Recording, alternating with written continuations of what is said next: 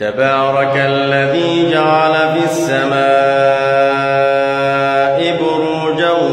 وجعل فيها سراجا وقمرا منيرا وهو الذي جعل الليل والنهار خلفة لمن أراد أن يذكر أو أراد شكورا وعباد الرحمن الذين يمشون على الأرض هونا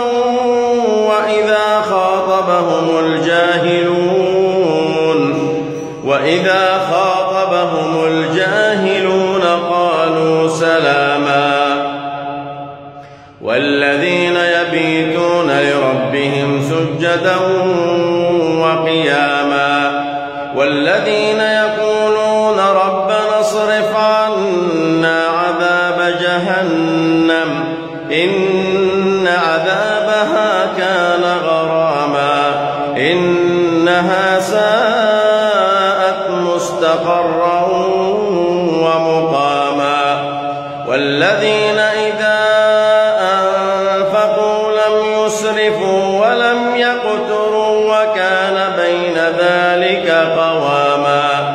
والذين لا يدعون مع الله إلها آخر ولا يقتلون النفس التي حرم الله إلا بالحق ولا يزنون ومن يفعل ذلك يلقى أثاما يضاعف له العذاب يوم القيامة ويخلد فيه مهانا إلا من تاب وآمن وعمل عملا صالحا فأولئك يبدل الله سيئاتهم حسنات وكان الله غفورا رحيما. وقال فرعون ذروني أقتل موسى وليدع ربه إني أخاف أن يبدل دينكم أو أن يظهر في الأرض الفساد. وقال موسى إني عذت بربي وربكم من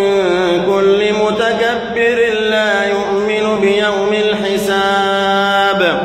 وقال رجل مؤمن من آل فرعون يكتم إيمانه أتقتلون رجلا أن يقول ربي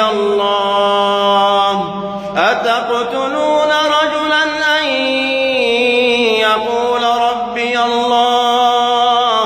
وقد جاءكم بالبينات من ربكم وإن يك كاذبا فعليه كذبه وإن يك صادقا يصبكم بعض الذي يعدكم إن الله لا يهدي من هو مسرف كذاب. يا قوم لكم الملك اليوم ظاهرين في الأرض فمن ينصرنا من بأس الله إن جاءنا. قال فرعون ما أريكم إلا ما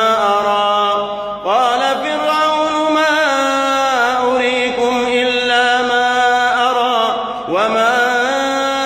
أهديكم إلا سبيل الرشاد. وقال الذي آمن يا قوم إني أخاف عليكم مثل يوم الأحزاب مثل دأب قوم نوح وعاد وثمود